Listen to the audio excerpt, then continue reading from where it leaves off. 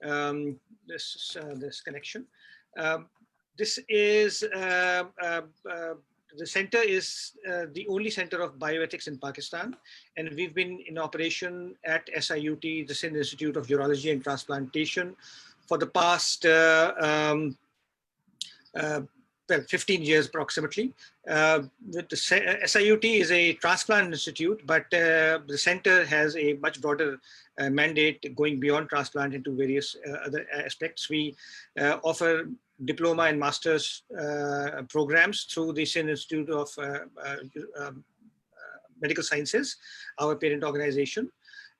We have workshops, we have webinars. Now we've started off with webinar series also, and we have otherwise various certificate courses, etc., that we offer to various people across the world.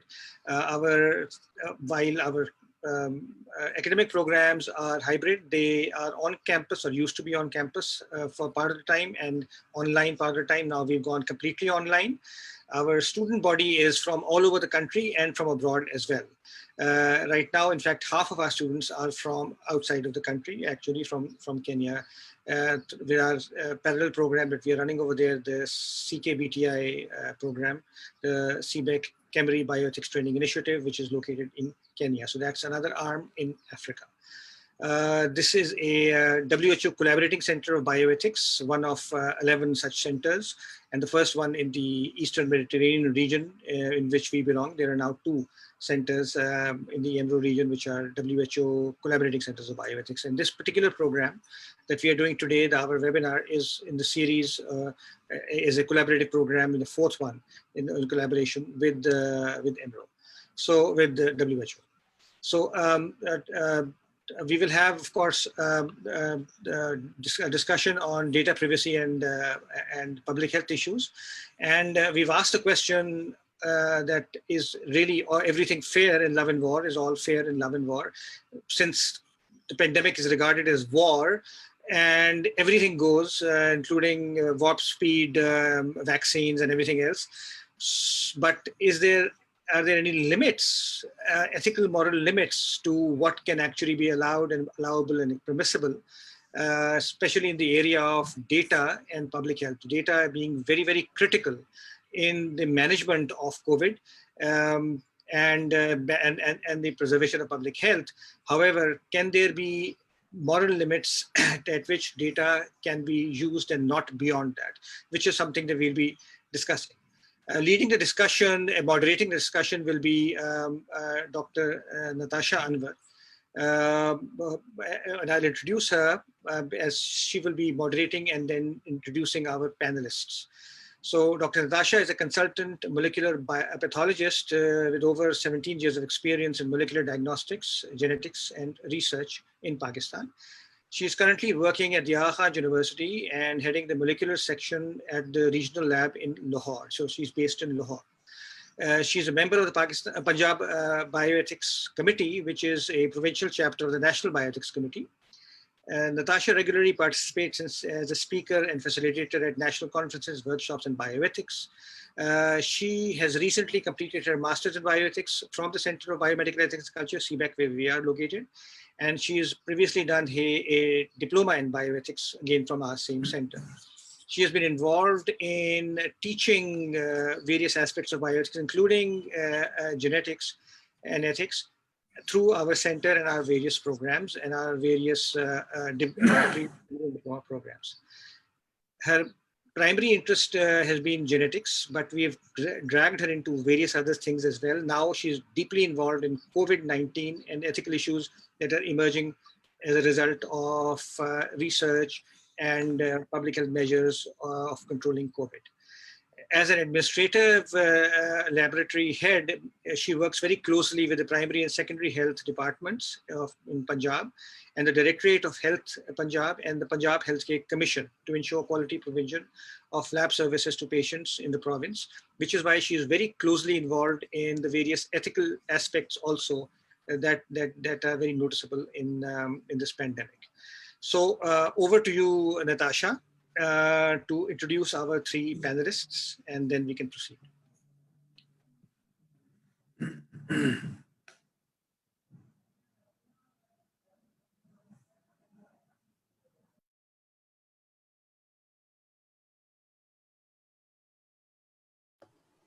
Sorry, technical glitch.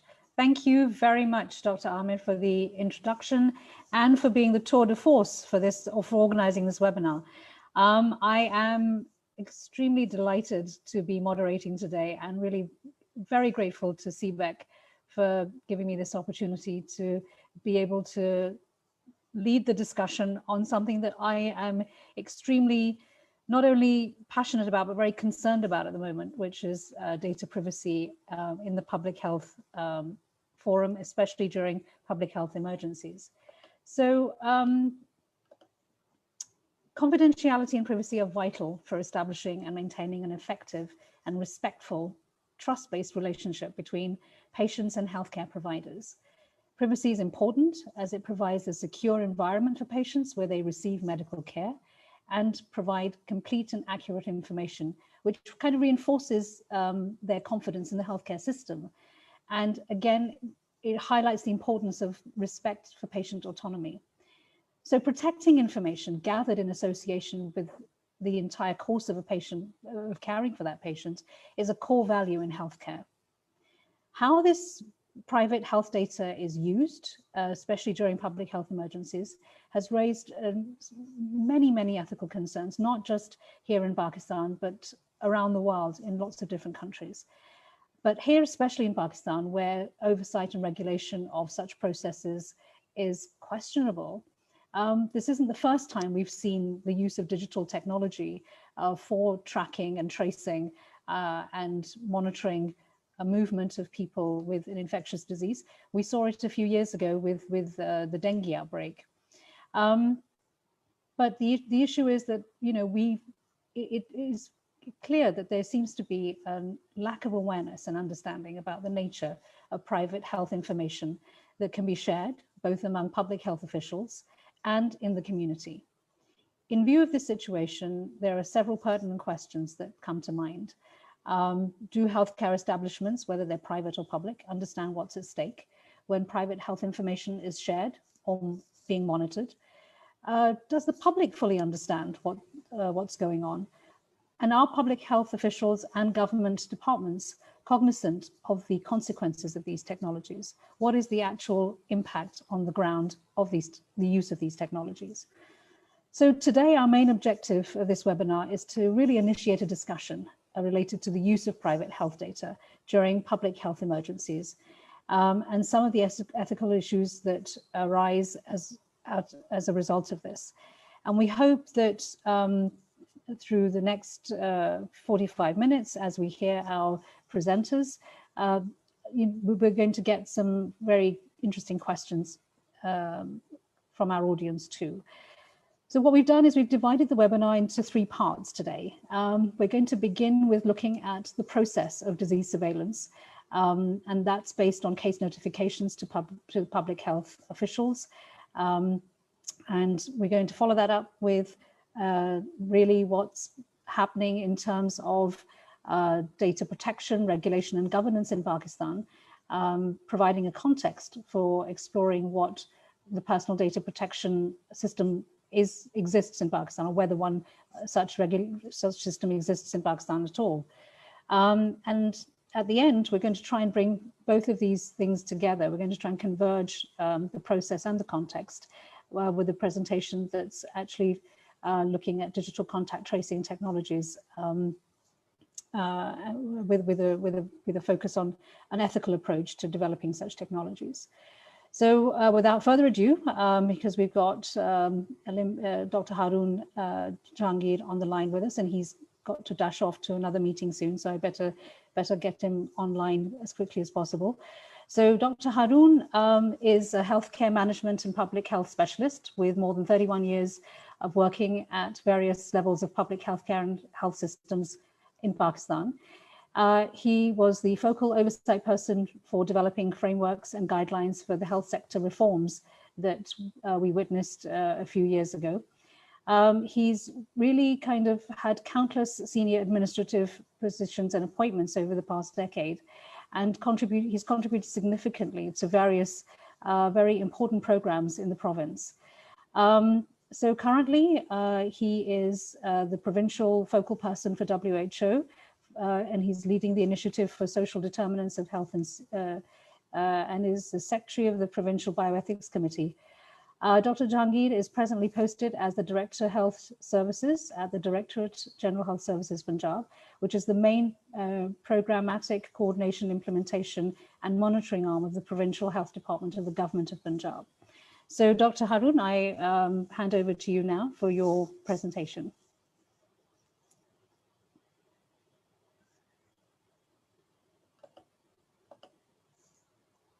You just need to unmute your mic, Dr. Haroon.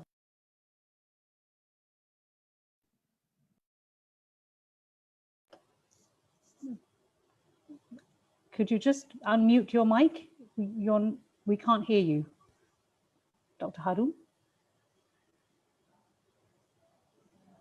Great, yes, you're. Dr. Natasha, am I audible?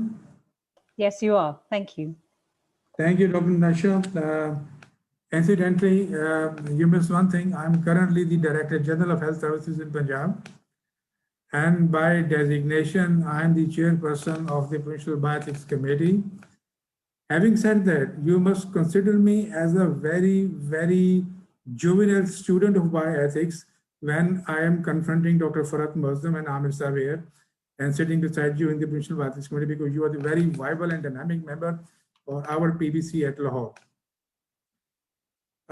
Coming down to the topic, and in the context of COVID-19, people and my rapid response teams and my district disease response units and my quarantine and tracking and tracing teams were looking up to me on data ethics, privacy, and guidelines. And I was bogged down between two things: doing the right thing in terms of confronting the pandemic, or doing the compliance on data ethics and privacy. It was a very, very difficult and precarious balance which we had to make while dealing with the data. Initially, the data was not available. We didn't know what to collect, where to collect, and what kind of credentials can be held on to us without any breach of security and breach of credentials. Then when it came down to providing the treatment,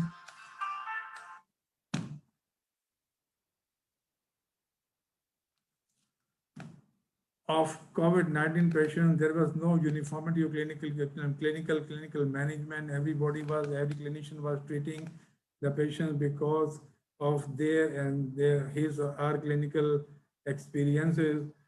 The validity and masking and unmasking of data we collected on COVID-19 came very, very questionable when we were asked to share data, confidential data of patients to provide convalescent plasma therapy. People were asking us, the clinicians were asking us, and the department were asking me for guidelines.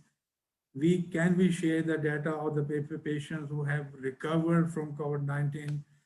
Is it possible for the aspiring patient and the relative to directly contact the patients for consent, or can the department, the directorate is able to mediate?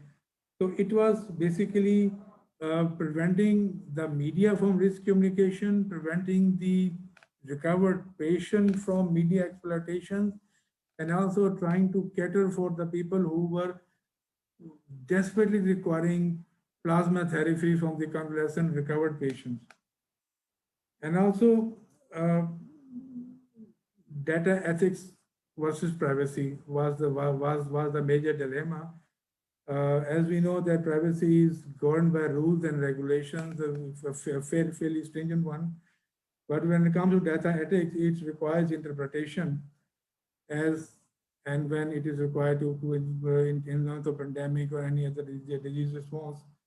And its responsibility versus sustainability of data ethics. So it was a very, very difficult situation, and it still continues. We haven't been able to jot down in black and white what to do, where to do, and what kind of, and to what extent the cutoff point where we can share the patient's data. We had to leak, I'm sorry to use that word, some data to the law enforcing agencies because the compliance was very questionable. Initially, the SOPs were very, very fragile initial, and we wanted the patients, the suspects, to be handed over to the quarantine facilities where they can be isolated for want of testing. And we then had to take help, assistance from law enforcement agency. And that was a very, very frustrating point for us. I was feeling very, very embarrassed and guilty in my own self. Like there was something which we had to do. I'm opening up my operational experience as a frontline team member to the panelists we have gathered here today, that please answer these open-ended questions. What is the cutoff point for a public health manager like me? What are the safeguards we can erect while safeguarding the identity of the patient and also addressing the whims and wants of people who require further treatment, may it be. And then also the clinical evidence were lagging, it is still lagging on the universal clinical management, may it be treatment with Actemra or hydroxychloroquine tablet and things like that. We wanted to share some success stories who have been taking this and that with other patients. But again, the barrier were there, as you know, that it's a very, very hybrid situation for people like us. My initial statement must be taken as an open-ended question to all the learned panelists who have gathered here today. So Dr. Haroon, maybe if we just, would it be okay if we just go through a little bit of the process so that our audience becomes a little bit more familiar with exactly what is involved for a case notification to the DG Health's office? So if any infectious disease that's now in a public health emergency that is required to be reported to the primary, secondary health departments, could you just perhaps outline very quickly for us what the process is and how these case notifications are made to the public health office officials? What's the process? Could you just outline that so the audience becomes a bit familiar when we're talking about data? What sort of data are we talking about? For a pandemic or any disease to be notifiable, we need to have a set of data and statistics indicating that the disease itself is causing a public health emergency, the environment, the incidence, the prevalence of the disease, which is above the normal threshold, which is endemic for the society. And then we have to have a technical committee which endorses the decision to the Chief Minister of Punjab, who then banks on the recommendation of the primary and secondary healthcare department and also on the special healthcare and medical education department to notify or not notify a particular episode or a pandemic which is coming through. After that, we need also to account for and take into account the infrastructure of the healthcare facilities, whether after notification, our infrastructure of healthcare facilities, right from the teaching hospitals down to the rural health centers, are in fact actually equipped to deal with notifiable cases, recording and reporting, and set of validation tools which are required for clinical and epidemiological management of a particular disease. So that's great. You've given a really great overview of what the data looks like as a whole in terms of epidemiology, but individual case notifications. So where you have, for example, a patient who's positive for COVID or had a COVID test done, the data of these patients, what sort of data are you getting access to, and how is your response team then handling that data? Suspects either digged up by our rapid response team or himself or herself reporting to the diagnostic centers are directly reported to the command and control center of the primary healthcare department, primary secondary healthcare department. So what does this data look like? What does it look like? Is it just a series of numbers? Are there names? Are there contact details? What could you just elaborate a little bit on that? Triggering mechanism is the PCR positive report from public or private laboratory, and then the details are entered which are essential for any lab before he or she is tested, and the sample is taken regarding CNIC. If that is not possible, the passport number or a most validated cell phone number, and list of contacts living in the house or living nearby, so that after the positive test is notified by the laboratory, then the rapid response teams are sent out to isolate not only the index case, but also do the contact tracing or the people who have been in contact with the patient for the last 5 days. Okay, great. So your office or the primary secondary health department, how are they? You said it's challenging. You said that trying to ensure that this data is protected, because obviously there's some very personal information there, like cell phone numbers and CNIC numbers. CNIC, for all of those people who are not in Pakistan, that's our national identity card. So you have that, and the telephone number, and an address, and obviously whether that case is positive or negative. So in the system that's been developed to handle all of this data, are you familiar with or aware of any safeguards that have been implemented to try and secure that data? Or is that data secure? We're assuming it's safe because it's in public health officials' hands. As far as the custodian of data is concerned, me and the department, myself, the data is safe. Yeah, safe. Yeah. Okay. As custodians, earlier, yes. Yeah. But as I said earlier, we had to part with a bit of data to gather the support of law enforcement agencies.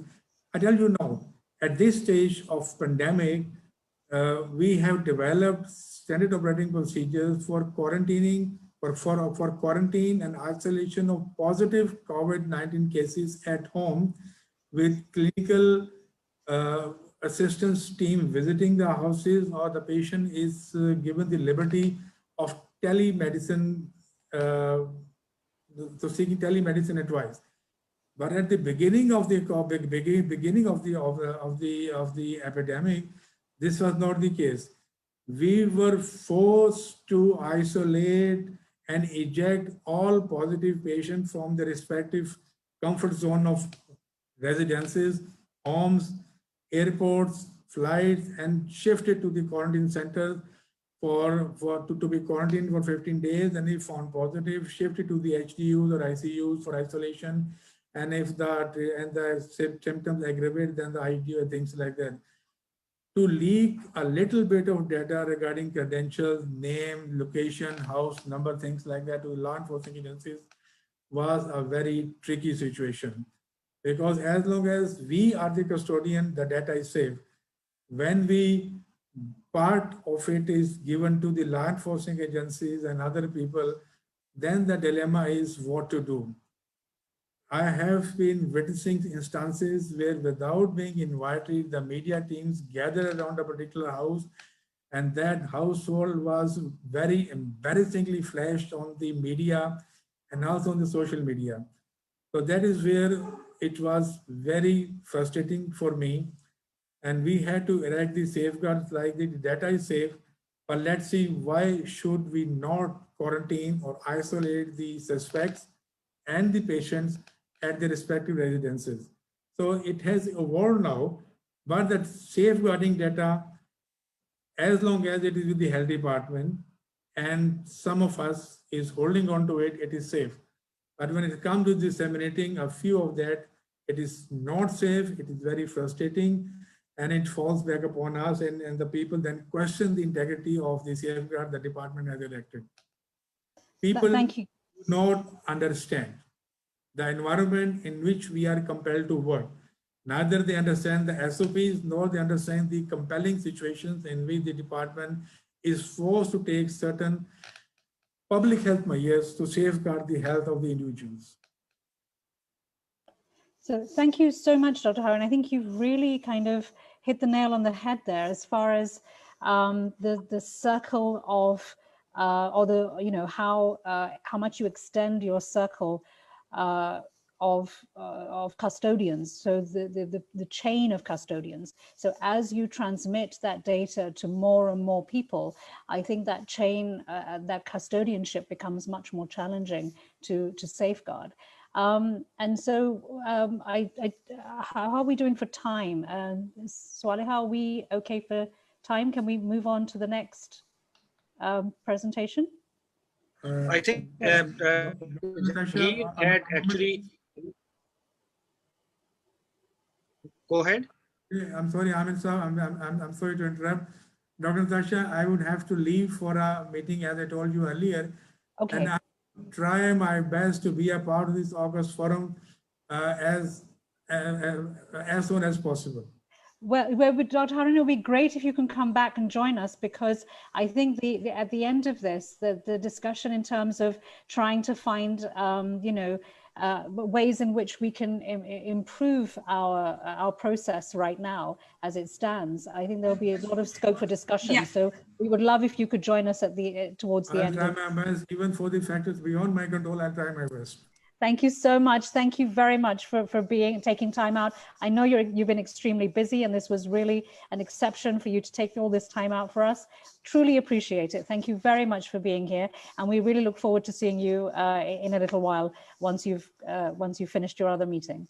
Yes, thank you very much. For a Director General of Health to spare some time for an academic activity is always welcome, and we hope to be interacting with you, if not at the end of this particular panel discussion, but later on also, because there is so much that we can contribute both ways. So thank you. Thanks again. Thanks to me. My pleasure. Okay, so this is great. This is a great point to now bring in our second speaker today. We are actually delighted. We're a little sad because we had initially. Sorry, I'm just trying to bring up my apologies. Just 1 second.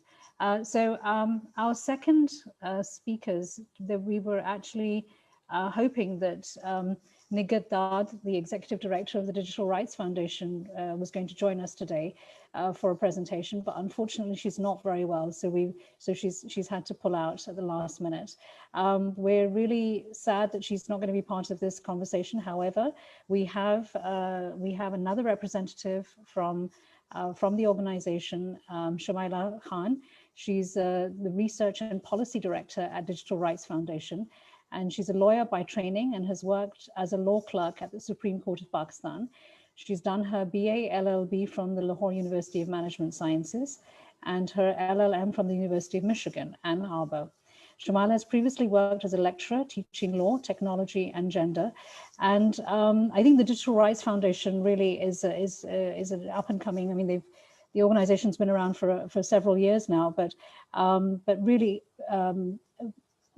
pushing for digital rights, and their recent commentary on the Data Protection Bill of Pakistan 2018 is really something that we all really need to learn about. And I'm hoping that Shmyla is going to tell us a little bit more about data protection and what the current status is in Pakistan, which will sort of, again, link very nicely to Dr. Haroon's comments and his concerns about how they were handling all of this at the provincial level in Punjab.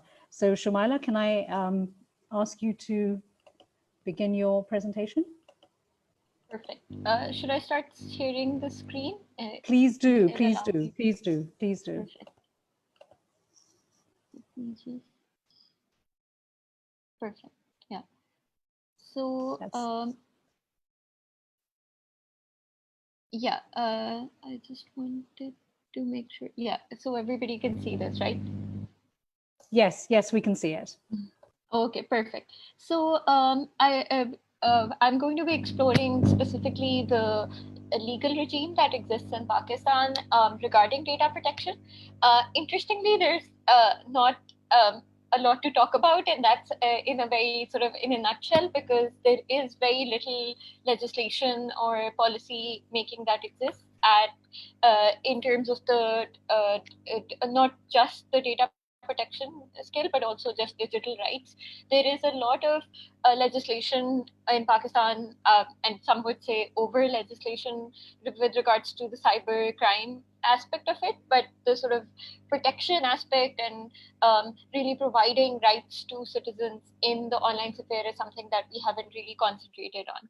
So the sort of I think the audience and like sort of panelists will be familiar with why what data protection is, and it's primarily designed to protect personal data. So that is a category of law that is enjoys within the sort of privacy regime special protections than other data points that you have.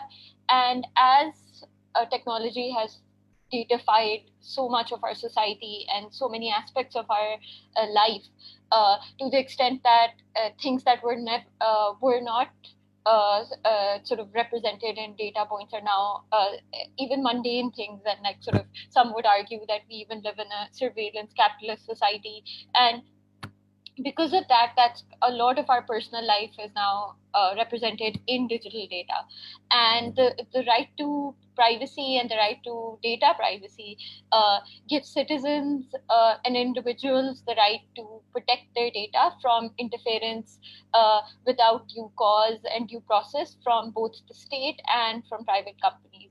And it provides restraints against sort of interference in that data.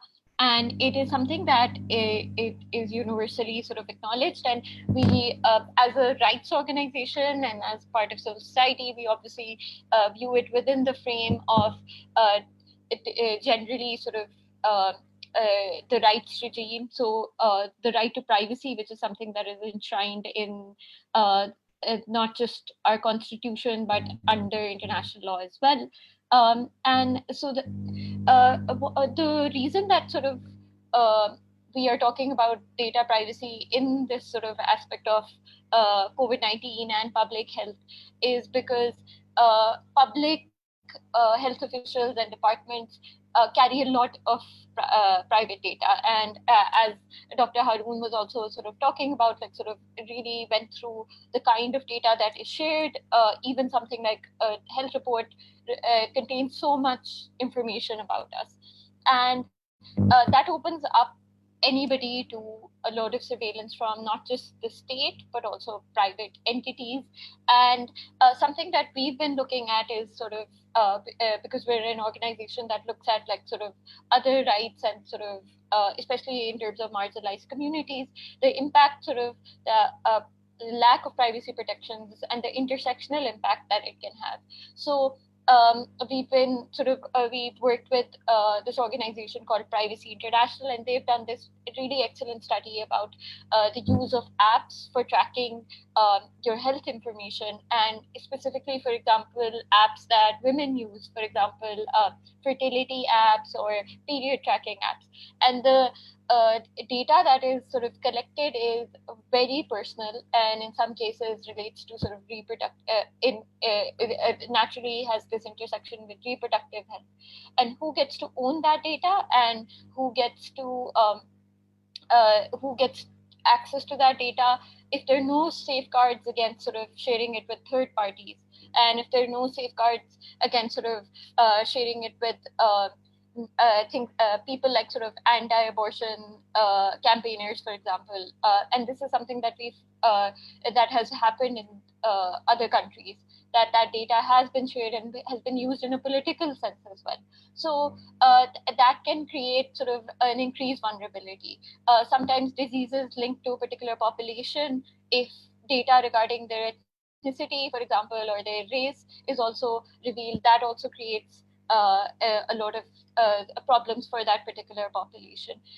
And generally the sort of lack of data protections can create a chilling effect on like other freedoms as well, such as freedom of expression, assembly, and can lead to discrimination and on the basis of for example, in this case, like sort of the Fertility Act case on the basis of your gender, and especially in sort of environments like, for example, ours, certain gender identities, like for example, if you identify as non-binary, that's not something that you want maybe the state to be privy to. It can be used by private parties for certain sort of blackmail or further persecution. Because in Pakistan there is no sort of overarching data protection regime, we've seen that in other aspects, there, for example, the NADRA database that, as Natasha was pointing out, holds information regarding our CNIC, that has been sort of now at this point hacked so many times that it's difficult for us to even keep track of. And a lot of citizens' information is sold online quite openly. And that really sort of puts a question mark on the kind of sort of protections that we have, because data protection doesn't just mean the sort of legal protections, it also puts obligations on private and state entities to take measures such as security measures to ensure that that data is secure. Then inaccurate or incomplete information can also lead to problems. For example, if a database has a different address, for example, this has implications, for example, in terms of voting rolls. It can deny you the ability to vote in certain situations. So all of this is sort of just not just the fact that that data is collected, but the quality of that data has implications. And I would imagine that it has implications in terms of health as well, and what kind of data and how regularly is it updated, and what kind of access the user the patient has to that data, so that they can tell the department whether it is accurate or not, or up to date. Then in certain situations, privacy can also lead to when it is used for policing, or when it's used for example, if it is used in a lockdown situation, if your personal data is combined with your status as a patient, that can also empower the police to enact certain restrictions on your mobility and your access to certain spaces. And if that data is incomplete, or if that data is if a lot of that data is shared with the police, it can also lead to sort of excesses from the police as well. We've seen in the sort of, at least in our radar, and I think Dr. Haroon laid it out really well, what the government has tried to do is sort of also leverage technology quite a bit. And because there is no data protection regime, there's been a lot of lack of transparency on what kind of technology is being used. So we saw with the Digital Pakistan initiative, alerts were sent early in the pandemic regarding using cell phone data. How accurate that data was and what kind of radius it was using was not something that was revealed to people who got those notifications.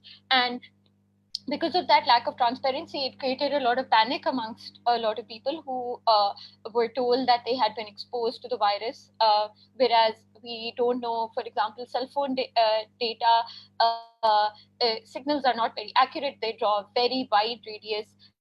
So you could be essentially very far away from a potential COVID patient without really coming into contact with them. So that was something that didn't really help in terms of like sort of the public sort of securing itself or getting access to the information that it needed.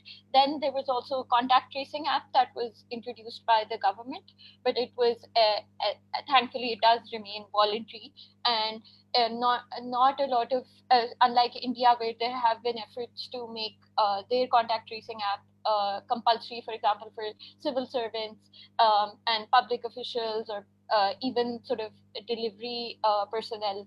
That is something that has been also been challenged in India sort of legally, and currently I think the Supreme Court is adjudicating on a case regarding making that app compulsory for example, food delivery personnel.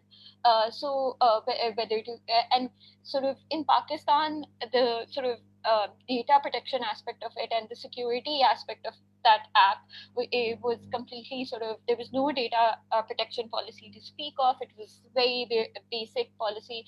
When we analyzed it, we found that there was nothing much to analyze because there wasn't any information given. So there was a complete lack of transparency, and there were digital security experts who went through the code of the app, and they found that it was very easy for a patient's location to be made visible to other users on the app, and that exposed that patient to sort of having their privacy. If they were to identify themselves as a COVID patient in a particular area, other people within that vicinity could also see. Internationally, there's been a lot of debate about these apps as well, and what form that they will take. Primarily, whether the data should be collected in a centralized manner or a decentralized manner. Pakistan went with a more centralized approach, which is something that is discouraged. Then the collection of sort of GPS location data versus the use of Bluetooth technology.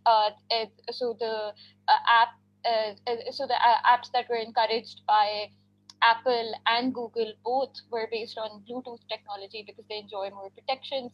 But we went with the more sort of GPS heavy aspect of it. Yes. Sorry, Shmyla, can I just, I think the slides are not moving. I have a feeling that in your presentation, you're actually further down, but I don't think here we're getting on the screen, we're getting the slides to move because it's still on the second slide of your presentation. Yeah, it Can says is it moving? and it's not.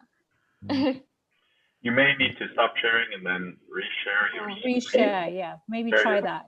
Yeah, I'm sorry to do, because it's just that I know there was a lot of information on the slide, so I thought it would be good for the audience to be able to see that. Yeah, thank you for letting me know. I thought that Great, that's it. Yeah, that's another screen, but that's looking very interesting. I've been. That's okay. Yeah. It's all right. Yeah, brilliant. Okay. Perfect. Yeah, now it's working. Superb. Superb. Thank you. So this is sort of the use of technology. That this is one thing that these are some of the debates that have been going on, and it seems that Pakistan at least has been on the sort of on the wrong side of a lot of these debates, and it doesn't seem that the sort of technological aspect of these things have been well sought out. There hasn't, because again there is no framework, there are no sort of SOPs as such at the national level for this. Data retention is a big issue as well that's been raised all around the world. A huge amount of data is being collected, but there seems to be no sunset clause in a lot of like sort of this data collection policies that have been issued by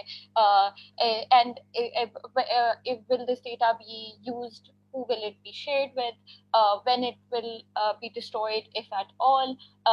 And also another sort of much more structural issue is once you open up the population to more surveillance, reining back that surveillance, it can create a very sort of dangerous precedent. So a lot of comparisons, for example, recently have been made to the aftermath of 9/11, the sort of surveillance mechanisms that it opened up, the kind of laws that were enacted to deal with that sort of threat of terrorism, but that was then used and extended. So, for example, again, in Pakistan, there's not a lot of information to go on, but we have seen media reports, and something that the Prime Minister himself has alluded to, that a lot of intelligence technology that was used for sort of fighting terrorism is now being used to track patients, for example, going as far as into listening into calls, which doesn't seem very necessary and won't give you any information, but it does open up that possibility of more surveillance, and it's without proper safeguards is very difficult to pull back.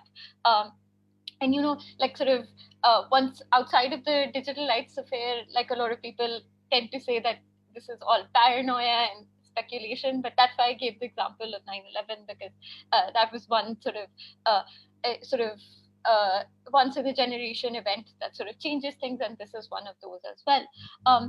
Going on to sort of, I've been talking about like the lack of data protection laws, and there is a need, and especially after listening to Dr. Haroon, I sort of felt that even after a data protection regime or legislation does come in place, there will still be a need to develop sectoral policies and sectoral specific regimes, because a lot of this is sort of generally dealing with data, but the complexity of dealing with health data is something that isn't really captured in the general knowledge language of this legislation as well. So once it is there, I would imagine that there will be need for more sort of specific policies, especially when it comes to health. And in my presentation, I've tried to sort of pick out those aspects of the bill, data protection bill, that have deal specifically with health data, and which is categorized as sensitive personal information, and not just which enjoys much more protections than personal information within the bill. In Pakistan, the only sort of protections that we have is the constitution in terms of privacy, which ties the right to privacy of home, which is very interesting, because the conception of privacy is then much more physical rather than to the individual, and maybe a lot more collective within the home. And this is something that it seems to have been derived from the US, where the explicit privacy protections in the Constitution are, for example, nobody can enter your house without a warrant, but have been extended sort of over the years by the Supreme Court, and one of the most seminal judgments has been the Benazir Bhutto case, where wiretapping was considered to be part of the protections under Article 14. So sort of that delinking it from just the home to actually sort of linking it with the privacy of the individual and individual autonomy is something that, and linking it with personal dignity was something that has been done in recent years. Pakistan is one of the few countries where there is no data protection legislation at all. And in the last few years, there has been a lot of sort of leeway in terms of like the Ministry of Information Technology, which has put out several versions of the data protection bill. The first one was put out in 2018. There was another version later in the year, and in April 2020, we got another bill, a draft of the bill. The first one was actually very disappointing, because it defined personal data as only commercial data, which gave a blanket exemption to all government departments from the bill. But there was a lot of feedback from civil society and from the tech sector as well. And now it has become, there's still a lot of problems with it, but at least that blanket exception, which was something that was a big cause of concern, has been removed. The bill defines data protection as anything that I personally identifies any individual. It removes from that ambit any aggregated or anonymized, encrypted data from that. This is something that we take exception to, because a lot of times even anonymized data, when sort of linked with other data sets, can be used to identify individuals. So this is not in and of itself a protection against privacy. Something that would be an interest to the audience and would be that the category of sensitive personal data, which includes data relating to physical, psychological, and mental conditions, medical records, biometric data. So this is something that I would imagine once this bill is passed, that is particularly relevant to the medical community. And the bill defines, like in certain conditions, sort of exceptions to the protections that it has, which it defines as vital interests. which are matters relating to life, death. And this could be in, for example, conceivably in case of a medical emergency, this is something that can be used as an exception to some of these rights. The data protection bill gives a number of rights. For example, right to access, right to make sure that your data is accurate and correct. It also prescribes certain standards for data security, so that data cannot be accessed through unauthorized means, lost, modified. So it sort of puts an obligation on the Data Protection Authority to develop SOPs for each sort of category of data. So I would imagine, for example, for hospitals or for labs, it would develop a set of SOPs to ensure that data that is collected digitally is, for example, maybe stored in an encrypted manner, and access is limited to certain authorized individuals. But that's something that hasn't been specified in the Act itself and has been left open to the authority to set those sort of much more granular details to be decided. Then data should only be limited, so only data that is can be justified for the purpose of collection can be processed and retained by the data collector. If there is, for example, a data breach, then there is an obligation on the data protector to report that breach within 72 hours to make sure that anybody affected can take reasonable measures or to secure themselves, and the sort of authority has to be alerted as well. There is encouragingly, there is also a lot of emphasis on consent of the data subject. So no data can be collected without consent, and you can also withdraw your consent after a certain point. And there's also sort of exceptions. For example, if the collection or retention of certain data can cause undue distress or damage to an individual, then that data can also be, you can request to have it destroyed. And there's also the right to erasure. But in certain circumstances, that right to erasure can be denied for reasons of public interest in the area of public health, and for sort of purposes of like sort of archival or scientific research or historical research. This does seem reasonable in the sense that there is obviously there's a big debate about, for example, on the right to be forgotten that has to be balanced with sort of the need for historical record to be maintained. And but the sort of public interest in the area of public health is something that is not really defined properly under the Act.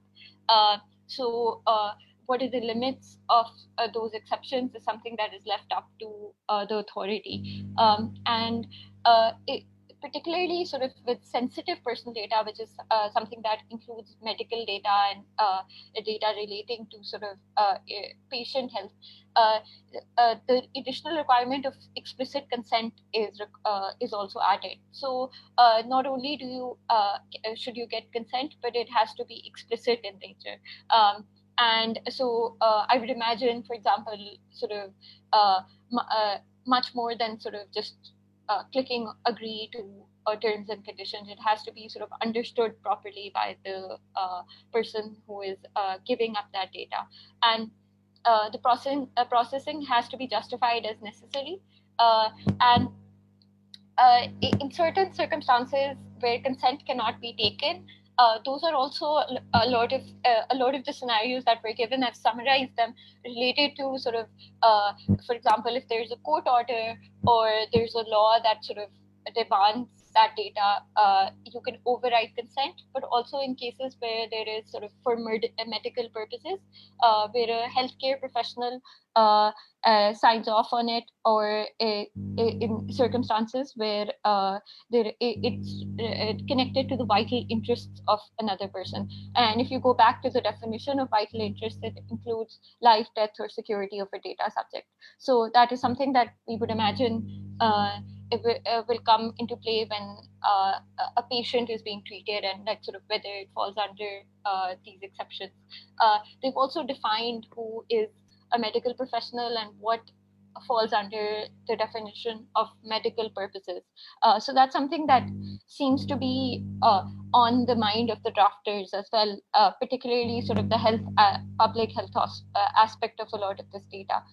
Just to conclude, I don't know if I've taken up too much time, but the regime itself, you can see that it's very vague. It doesn't, there is a lot of details that we need to fill in, even when this law is passed. But the reason that we've been advocating for a law like this is that at least it gives you, it gives us as advocates and as sort of as members of the medical profession, something to base sort of subsequent SOPs on, and subsequent security measures and collection measures on. So once there is this framework at the national level, then it can be adapted by different industries and by public sector as well. One of the biggest problems with the bill is that there are a lot of definitions that are vague, that need to be defined. Hopefully those things can be sorted out. For example, things like public interest have not been defined, and that will connect to sort of aspects. For example, when it comes to public health emergency, it is a matter of public interest, but who gets to define that public interest will be the Data Protection Authority, which we've seen is not very independent from the federal government. There are no safeguards to ensure financial independence or administrative independence. The federal government has a lot of authority under Section 31 at the moment to make any blanket exception to the bill. So essentially, it can exclude any government department from the ambit of this act through just a matter of sort of issuing a decree and policy directives. So that's something that and something again, like sort of lastly, like sort of just to the data, the bill also calls for data localization, which is something that they've sort of directly picked up from India, which so that this is an intense debate there as well. And what data localization requires is that all critical personal data relating to Pakistani citizens should be exclusively stored within servers in Pakistan and cannot be shared with other parties. So I don't know, like for example, for research purposes, how that would play out if you are to share data, for example, in a public health situation, if somebody is traveling across borders, how would that play out? So there, as sort of digital rights activists, we're quite wary of a data localization regime being imposed in a world that is increasingly interconnected. And for example, it will require outside of just the ambit of this talk, but like for example, it'll require a company like Facebook to have servers relocate their servers in Pakistan, which is something that they're unlikely to do. So we might be facing a lot of issues on that front as well.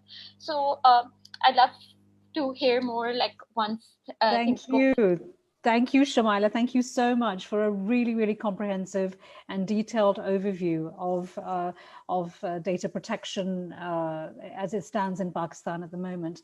I'm going to quickly go on to our next talk. We're running a little bit behind time. So I am really delighted to be able to introduce our final speaker today, Dr. Joseph Ali, who's the Assistant Professor in the Department of International Health, Johns Hopkins Bloomberg School of Public Health in the United States. And Dr. Joseph Ali is going to be talking about digital contact tracing technologies and argument for values in design approach. Just to give you a quick introduction to Dr. Ali, he's the Assistant Professor, as I just said, in the Department of International Health at the Johns Hopkins Bloomberg School of Public Health, and the Associate Director for Global Programs at the same Johns Hopkins Bergman Institute of Bioethics.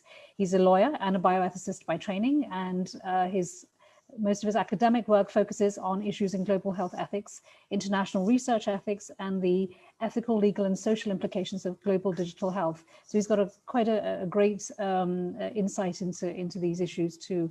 Some of his recent research has focused on ethical aspects of digital and mobile phone-based data collection to support public health surveillance.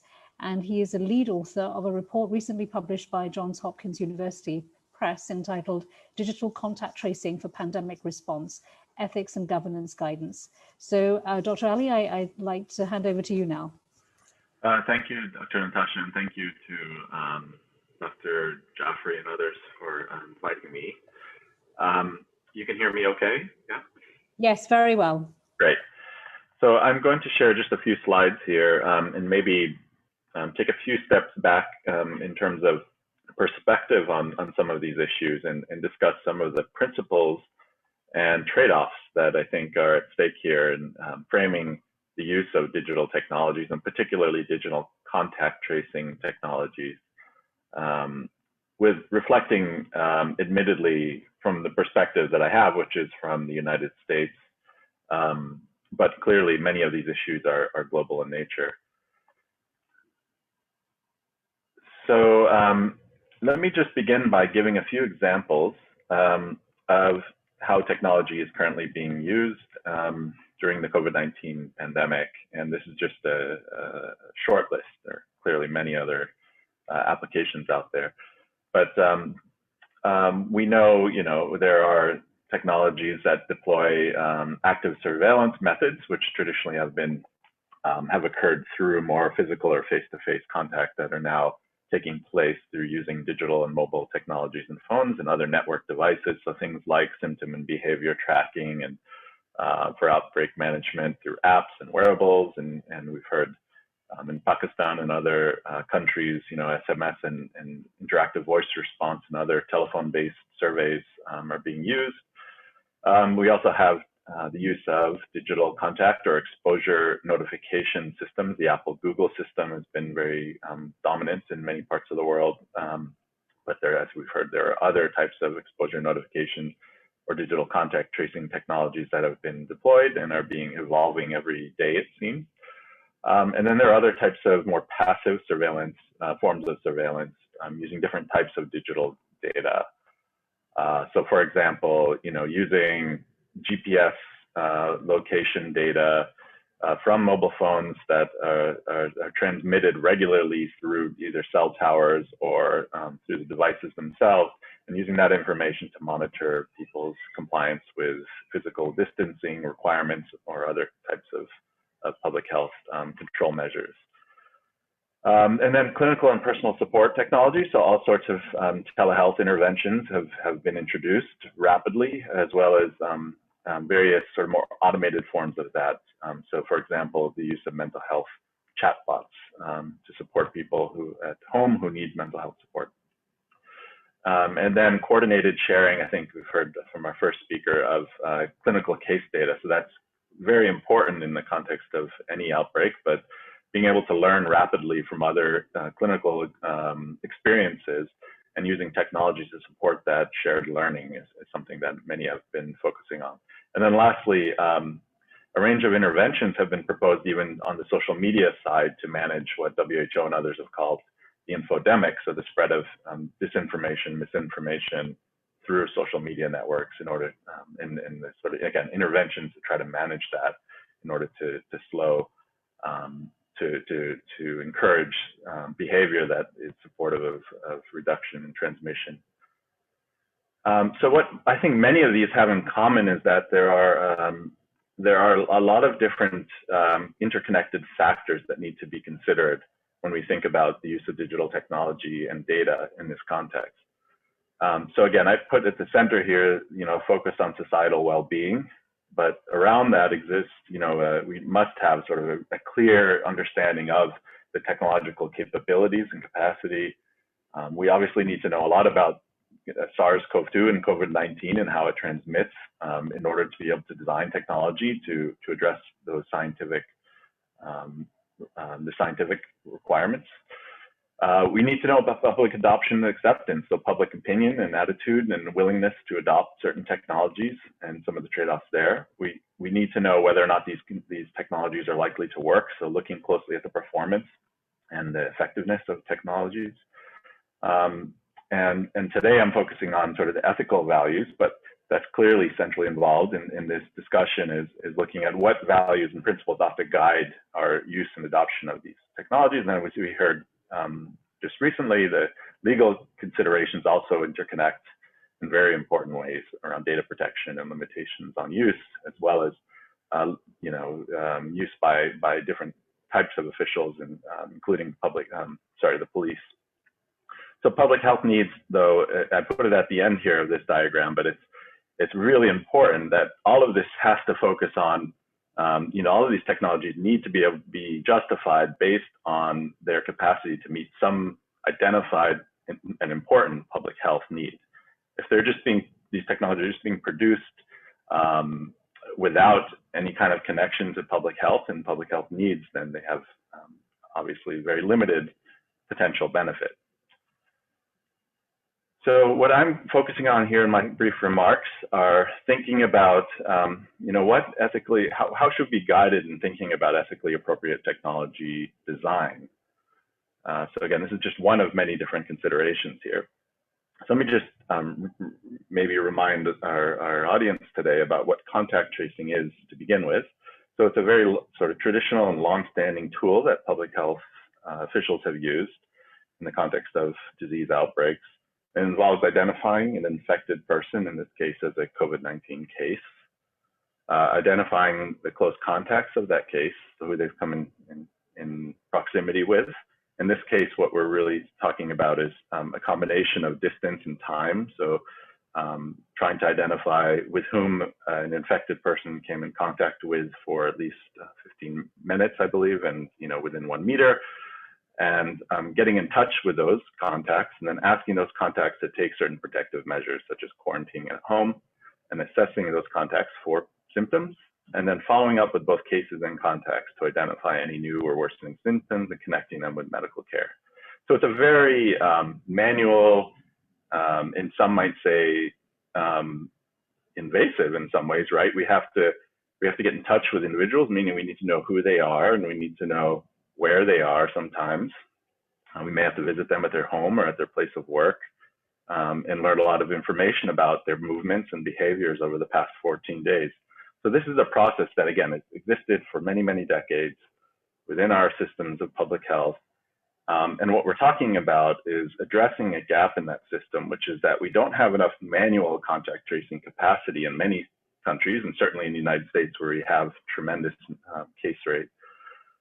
And so we're thinking about digital solutions, and as we've seen across the world, this is outdated now, but we've seen many examples across the world of efforts to develop digital contact tracing technologies or proximity detection capabilities that have many different features. I don't expect to be able to go through this chart fully today, but just to flag that we've categorized many of these into what we think of as maximalist approaches, middle ground approaches, and minimalist approaches in terms of the degree to which information is shared and centralized, data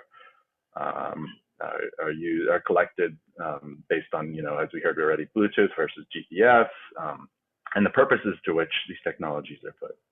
So in some systems and countries, there are many interconnected data points that are being deployed and used in order to identify contacts and trace individuals. And others, they're more decentralized and de-identified and are more user-focused and less focused on sort of national systems for pandemic response.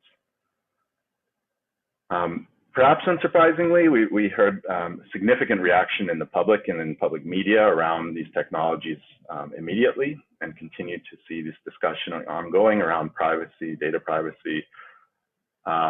We've seen academics papers on this. We've seen congressional bills in the US and bills, parliamentary bills in other countries, in Pakistan, and a lot of concern and focus on this issue of privacy. For important reasons. And alongside this, people have pointed, as people often do when we think about technology and privacy. They pointed to a framework of what's known as privacy by design. And privacy by design, which was first articulated and described by Cavoukian in 2010, sets forth 7 principles, which include building privacy and security protections into the design of technology, rather than counting on responsible use and data management alone. So really baking in or embedding privacy into those technologies. So as I mentioned, Apple and Google partnered early in the year to create what they've called the Decentralized Privacy Preserving Proximity Tracking System, and which claims to embrace this concept of privacy by design. But as a result of their interpretation, I think they've developed really a sort of a system that relies minimally on integration with public health authorities. So it's not technically contact tracing. It's not the process that I described initially. It's really what they've, I think, correctly labeled it as is proximity tracking. And it's a system through which, in a very de-identified and decentralized way, anonymous keys are transmitted between mobile devices when they're within a certain distance of each other for a certain amount of time. And that information then is stored within those devices. And only if someone enters voluntarily their positive COVID test result does the phone communicate then with networks, which then transmits a message to another person who's been in proximity with that individual that says it sends an alert, pings them and says, you've been in proximity in the past 14 days with someone who has tested positive for COVID-19 and you should contact A, B, and C. So that system, again, is one that's fairly common and prominent because Apple and Google have, nearly 100% of the market share in mobile devices. However, I think privacy by design, it's important to acknowledge, I think, and it's written into the privacy by design framework as well, that privacy by design as a concept embraces what they call legitimate non-privacy objectives and accommodates those objectives in an innovative positive sum manner. So even the framework of privacy by design acknowledges that privacy is important, but there are other non-privacy objectives that need to be acknowledged and accommodated when possible in a net positive sum manner. So we design with privacy, but we also design with other objectives in mind. So the question then follows, I think, is how do we identify these legitimate non-privacy objectives in the context that we're in right now? So I think it intuitively makes sense, at least to me, that we probably look to our values and we look to other things we currently value in this space where we find ourselves. So what are those other values? Well, for example, many of us value our physical and mental health. We may value companionship. We may value economic well-being.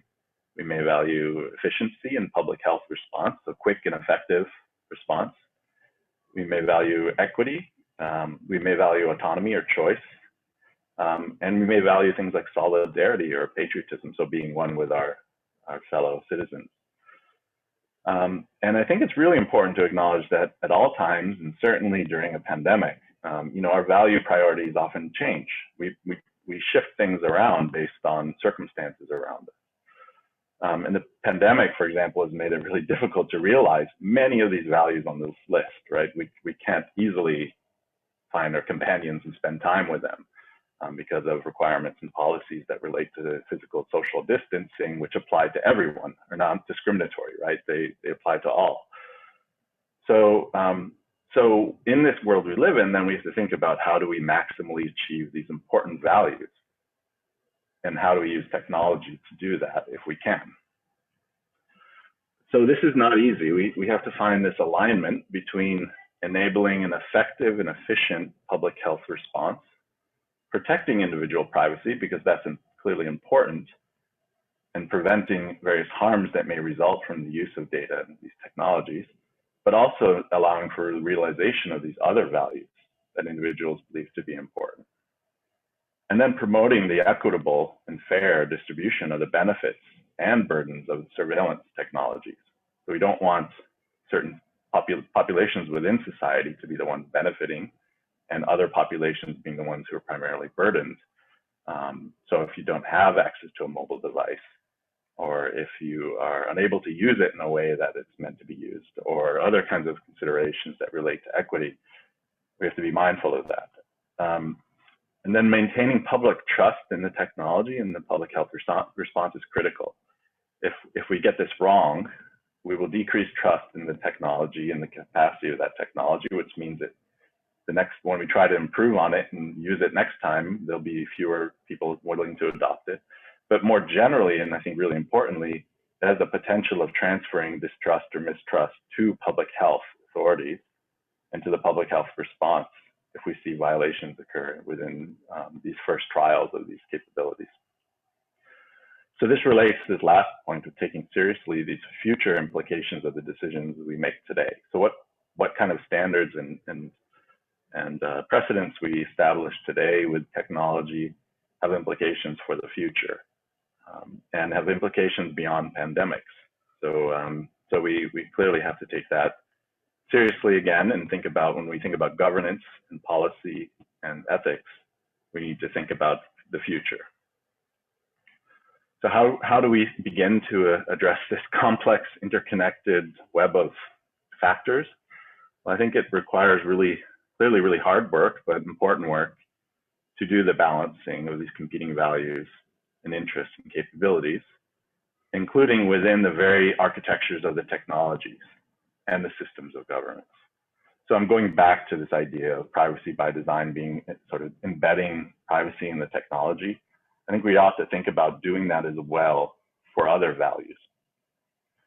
And so I think we should start on what I think is sort of the right foot, and which is, I would propose, as sort of a values in design rather than privacy by design approach, which embraces a broader array of values and adopts those and tries to embed those in the thinking around design of technology and the capabilities of those technologies.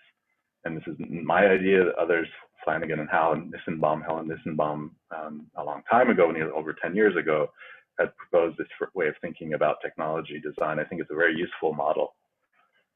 Part of the challenge here is that technology companies, such as Apple and Google, may be good intentioned in this context, but they have a lot of power and control, and they are the ones who have been, for the most part, setting the terms and conditions of these technologies and the capabilities. So I would argue that they ought not be in that position, and they shouldn't be the ones who are presuming or defining what values matter to the public. We ought to engage more with the public in that regard, and so I recommend that we establish systems across countries for more robust public and user engagement around technologies such as these, to identify and incorporate, again, to the extent possible, the range of values that are important to those populations, including various subpopulations and marginalized populations within countries, into the design of technology. And acknowledge that contact tracing isn't going to be the best solution for everybody. There are going to be other types of digital solutions that are not going to rely on smartphones, for example, that are going to be beneficial to populations. We ought to invest equally in those. And technology design, again, shouldn't be static. It shouldn't be a fixed thing. It should evolve depending on these local conditions and new evidence and changing preferences and priorities. And lastly, I think in terms of designing the technology in a way that embraces these values, I think that it ought to have a base set of features that protect privacy, but there should be built-in other layers of additional capabilities that users themselves, again, thinking about the value of autonomy and choice, users should have some say in activating these capabilities if they wish, with clear disclosures and consent that come along with it in terms of how data will be used. But for example, maybe it makes sense for location data not to be collected and shared. But if users want to be able to know where they've been over the past 14 days in order to respond to public health authorities when they request for that information to support contact tracing, perhaps there should be a capability within a device or an app that allows for users to be able to locally collect that information for themselves and have it as a point of reference for them to be able to then, again, communicate more effectively with those who are trying to identify contacts and the like. So there are trade-offs. We've tried to bring out some of these considerations in greater depth as as Dr. Natasha mentioned, in our recent text or book and reports that we published, it's free. It's available at the link there on the page, which provides a more in-depth review of the public health, technology, ethical, legal, and policy perspectives that are at play in the use of digital contact tracing, again, with a focus on the US, because we did an in-depth legal analysis as well that required us to look at a particular jurisdiction. But I think the other sections in that text are going to hopefully be of broader interest. So let me just leave it there and leave some time for discussion and questions. I'll just acknowledge a number of other colleagues who contributed to this work in various ways. We assembled a consensus panel of individuals from the US, but also outside the US, to provide input into this text that I just mentioned. So thank you very much. Thank you so much, Dr. Ali. That was great. I think you really, it's a shame Dr. Haroon wasn't able to join us for this particular presentation, because it really does sort of provide us with a framework on sort of not only just reflecting on how we tackled this issue of using digital technology, but also the whole issue of data privacy. But you've provided that really nice framework about sort of trying to balance and trying to align values and interests. So I will now ask Swaliha if we can open up the questions to our panelists, and maybe ask them questions from the audience. Do we have any questions? Yeah, we have a couple of questions from the audience. So one question directed to Ms. Shmyla. Recently, Dawn quoted Raymond William, coordinator of Pakistan NITB, as the 2020 bill may be in draft form, but at NITB, data protection is already being implemented.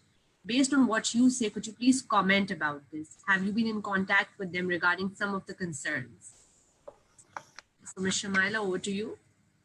Yeah, I think it's sort of, it's interesting that they say that, because what we want is a robust regime that actually puts legal requirements on all government bodies and on private bodies to do the bare minimum, sort of follow these standards as a bare minimum. So the NITB, I'm sure, is following these standards, but it's doing it on a voluntary basis, because this is not an act of parliament yet, and it hasn't even been tabled in parliament yet. So that's one of the sort of, I think one of the problems is that a lot of, for example, even private companies right now do have privacy policies in place, and they do have, they are sort of complying with standards, some sort of privacy standards. But at the end of the day, they cannot be held accountable because there is no legislation to do that under. So it's all well and good that they're following certain standards, but it would be great if it's sort of mandated by law, so citizens have that right to demand those standards in case there is a violation. Great. Thank you, Shmyla. Any more questions? Great, yeah. Great. Okay, another one directed to Ms. Shmyla. In the bill, who is responsible for obtaining the consent? Medical professionals themselves, based on their experience, tend to not be clear that this is an ethical process rather than a legal requirement. Now, could you comment about that, please? Yeah, I think there were two questions about the consent, sort of, so I'll probably just combine them. I think it's a good question because it sort of plays at sort of both the practical aspects of it, how this law will be implemented, and also sort of the question of like sort of what the limits of what the law can do. So the law can only to a certain extent provide a base minimum standard that should be followed. But sort of the duty of care, for example, that medical professionals have can probably go beyond that standard as well. So hopefully this is not the only measures that the medical community has in place. To the question of like sort of who is obtaining the consent, that under the bill is the obligation and the onus is on the data controller, who either any legal entity or natural person who is collecting that data and storing it or processing it. So whoever is in possession of the data must be obtaining that consent. Now, how that plays out, for example, in a sort of situation like,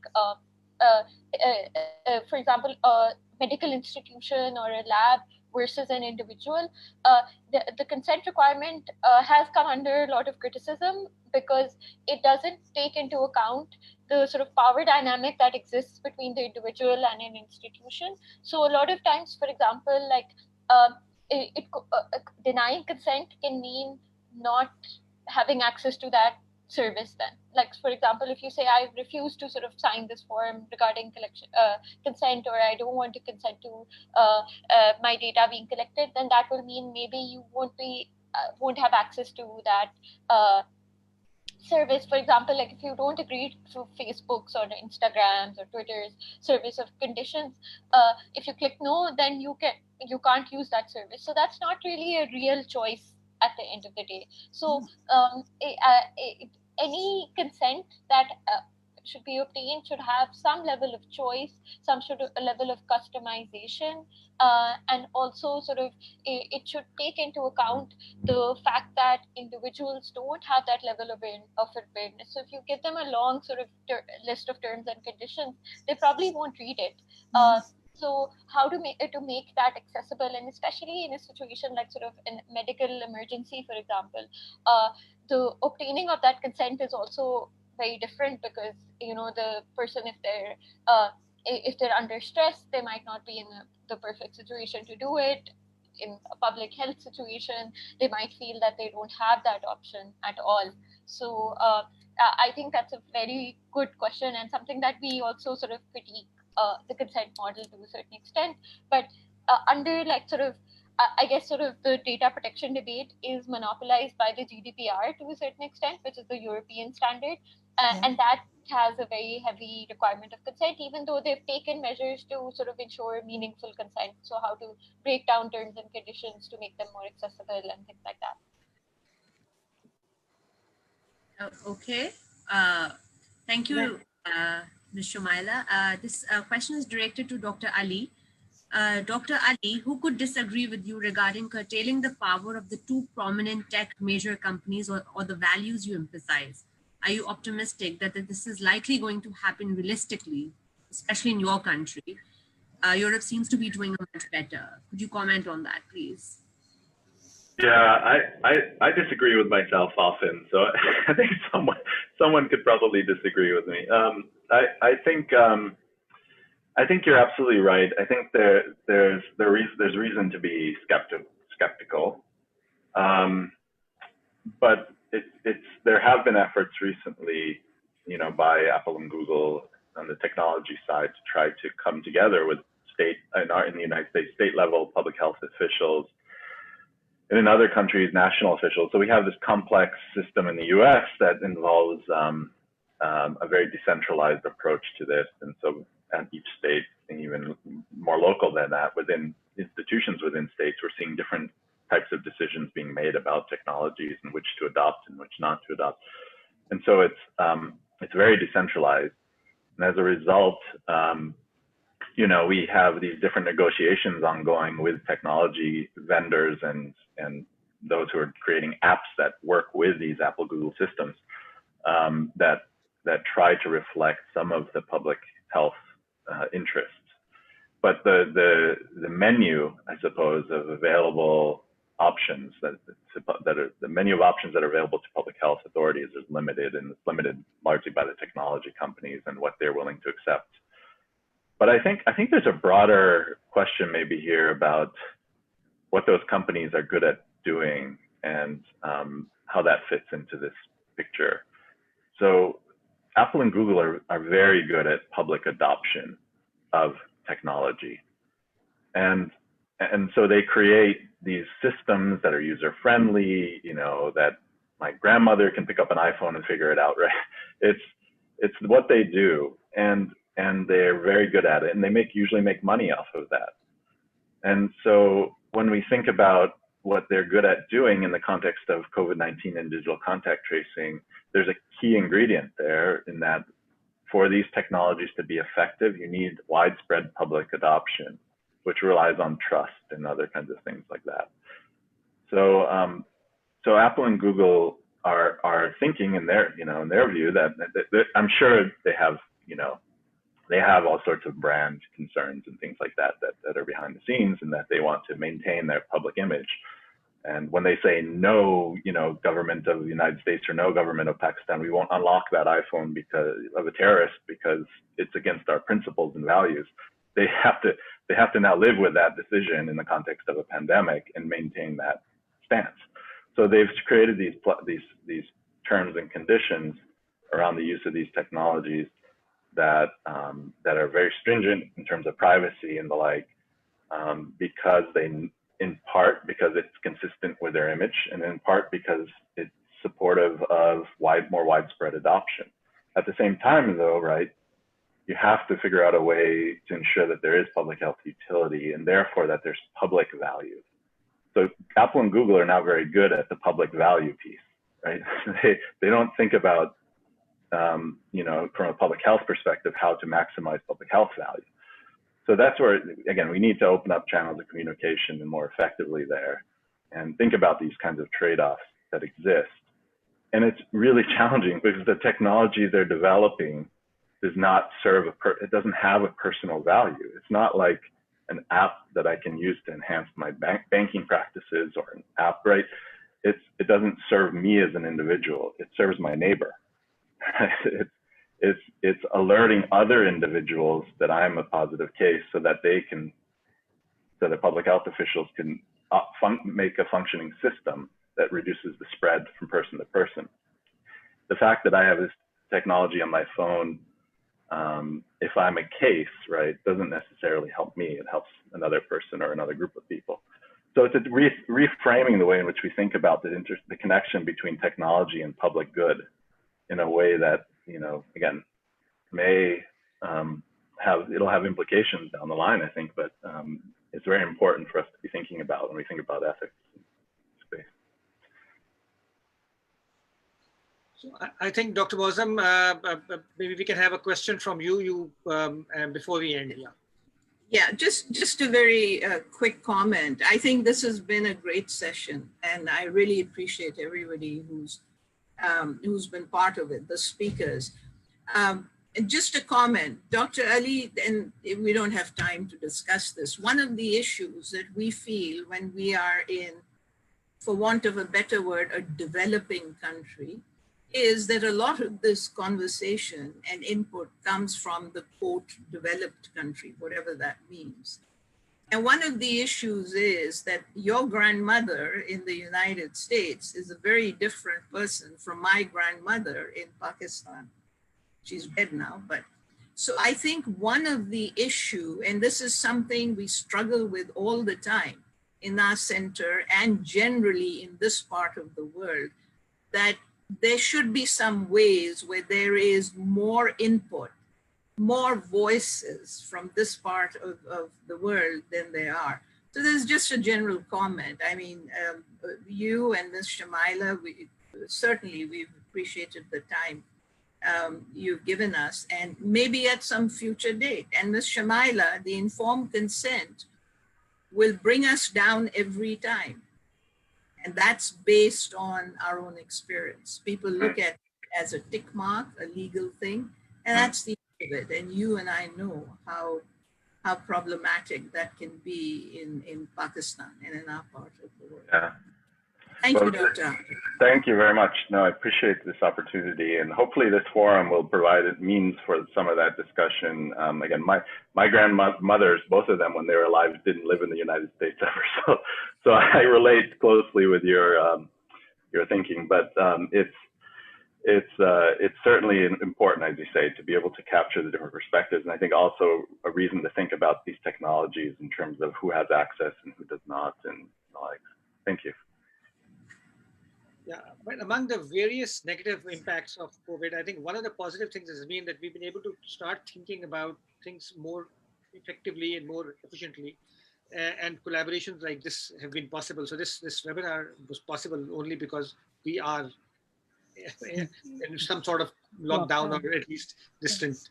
Yeah. We've been able to use these technologies. Now, it is important that the ethical issues that we've been facing, we've been talking about throughout this evening, that we keep a discussion going, and certainly in the Pakistani context, we are not applying this as far as education is concerned of not only the public, but also in the public, in the medical fields, as well as the public health fields, etc.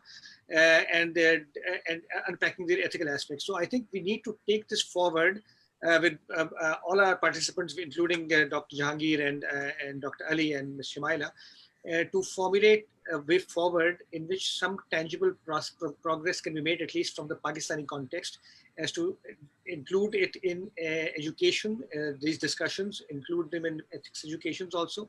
Our program is one such area, and we are going to be doing that. And then see how we can actually impact the public discourse, and therefore the refinements, whatever are necessary in various bills that are there at the parliamentary level. So I think this is the beginning, and we should be able to build on this. And I would like to thank our panelists and our participants, and there are several questions that we were unable to answer to actually take on because of lack of time. But thank you very much, Dr. Ali, Ms. Shmyla, and Dr. Jehangir, who's had to leave for a meeting with the Chief Minister.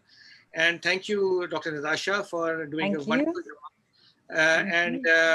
Again, going on to prove that even while sitting in Lahore, you're conducting a program which is technically originating from Karachi and involving Baltimore.